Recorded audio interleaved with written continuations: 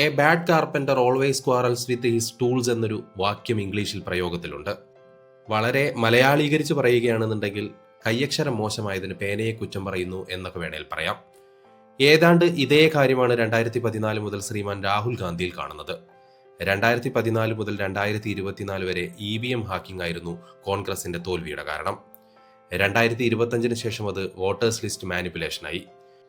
ഇതൊക്കെ ഇല്ലായിരുന്നുവെങ്കിൽ സകല ഇലക്ഷനും Congress clean sweep അടിച്ചേനെ എന്നാണ് രാഹുൽ ഗാന്ധിയുടെ ഭാഷ്യം. തന്റെ പാർട്ടിക്ക് രാജ്യത്ത് ജനസമ്മതി ഉണ്ടോ ഇല്ലയോ എന്നത് രണ്ടാമത്തെ കാര്യമാണ്. ഒരു പൊളിറ്റീഷ്യൻ മികച്ച നേതാവാകണേൽ അയാൾക്ക് മിനിമം ഉണ്ടാകേണ്ട കുറച്ച് ക്വാളിറ്റികളുണ്ട്. അതിൽ ആദ്യത്തേത് ക്രൈസിസ് മാനേജ്മെന്റ് ആണ്. ഈ കാര്യത്തിൽ രാഹുൽ ഗാന്ധി മാത്രമല്ല, കോൺഗ്രസിലെ വിരലിൽ എണ്ണാവുന്ന നേതാക്കളൊഴികെ ബാക്കി എല്ലാവരും അമ്പേ പരാജയമാണ്. പഞ്ചാബിലെ ഇന്റേണൽ പാർട്ടി റിഫ്റ്റ് കാരണം AAP ഭരണം പിടിച്ചതും ആസാമിലെ ഇന്റേണൽ പാർട്ടി റിഫ്റ്റ് കാരണം BJP ഭരണം പിടിച്ചതും ഇതിന്റെ മികച്ച ഉദാഹരണങ്ങളാണ്. മധ്യപ്രദേശിലും കർണാടകയിലും പിണങ്ങി നിന്ന നേതാക്കളെ പാർട്ടിയിൽ പിടിച്ചു നിർത്തുന്ന കാര്യത്തിൽ നേതൃത്വം പരാജയപ്പെട്ടതാണ്. റെസ്പോൺസിബിലിറ്റി ഏറ്റെടുക്കാനുള്ള കഴിവാണ് മറ്റൊരു ക്വാളിറ്റി. രാഹുൽ കോൺഗ്രസിന്റെ നേതൃത്വം ഏറ്റെടുത്തതിന് ശേഷം ഏകദേശം 95 ഇലക്ഷനുകൾ പാർട്ടി ദയനീയമായി പരാജയപ്പെട്ടിട്ടുണ്ട്. പല സംസ്ഥാനങ്ങളിലും കോൺഗ്രസ് പൂജ്യമായി മാറി. BJP ശക്തി കേന്ദ്രങ്ങളല്ലാത്ത കേരളത്തിലും പഞ്ചാബിലും വരെ കോൺഗ്രസിന് അടിതെറ്റി.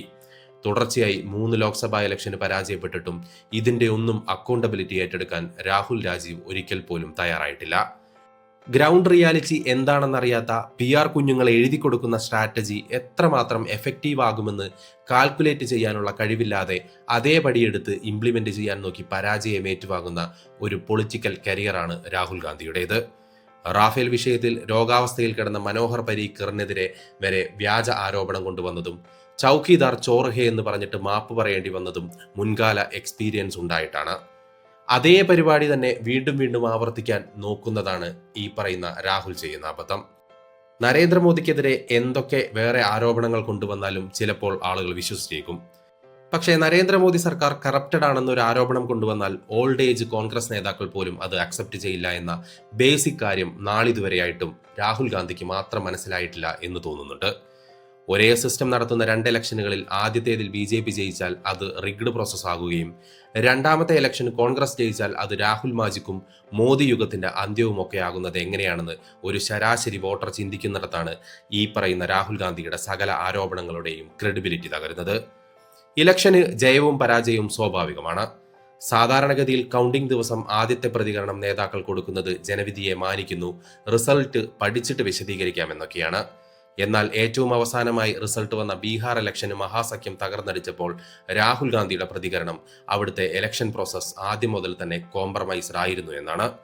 ഇന്ത്യയിൽ ഒരു ഇലക്ഷൻ കഴിഞ്ഞാൽ അടുത്ത 45 ദിവസം വരെ ആ ഇലക്ഷനെ ചലഞ്ച് ചെയ്തുകൊണ്ട് കോടതിയെ സമീപിക്കാനുള്ള ഓപ്ഷനുണ്ട്. Postal vote, EVM vote, VVPAT, CCTV footages തുടങ്ങി സകല സാധന സാമഗ്രികളും ഇലക്ഷൻ കമ്മീഷൻ കോടതിയിൽ കൊടുക്കുകയും വീണ്ടും പരിശോധിക്കപ്പെടുകയും ചെയ്യും. രാഹുൽ ഗാന്ധിയുടെ വോട്ട് ചോരി ആരോപണം തെളിയിക്കാനുള്ള ഏറ്റവും നല്ല അവസരമാണ് ആ സമയങ്ങളിലെല്ലാം തന്നെയും വരുന്നത്. പക്ഷേ ഒരിക്കൽ പോലും രാഹുൽ ഗാന്ധി കോടതിയിൽ പോയി ഇലക്ഷൻ ചലഞ്ച് ചെയ്യാറില്ല. ഇതിലെ റിസ്ക് ഫാക്ടർ കൃത്യമായി രാഹുൽ ഗാന്ധിക്ക് അറിയാം. എന്തായാലും അതിനുള്ള ബുദ്ധി രാഹുൽ ഗാന്ധിക്കുണ്ട്.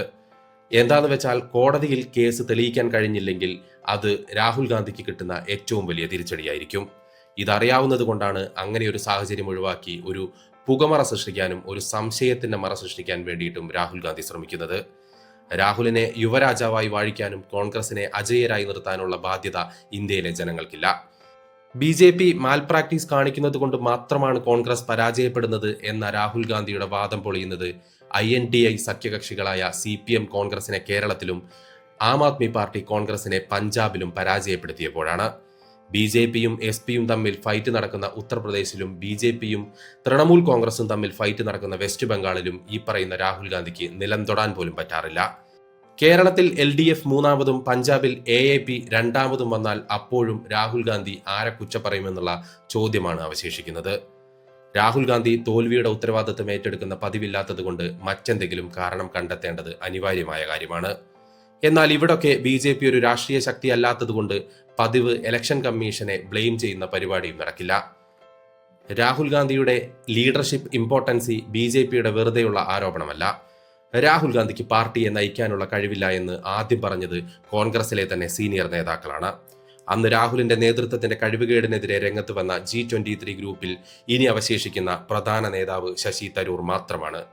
ജനങ്ങൾക്ക് ഒട്ടും റിലയബിൾ അല്ലാത്ത രാഹുൽ ഗാന്ധിയുടെ ജൽപ്പനങ്ങൾ കുറച്ചാളുകൾക്ക് മാത്രം ആശ്വാസവും സന്തോഷവും നൽകുന്ന ഒന്നാണ്. പക്ഷേ സാധാരണ ജനങ്ങളെ സംബന്ധിച്ച് അത് വെറും തമാശ മാത്രമാണ്.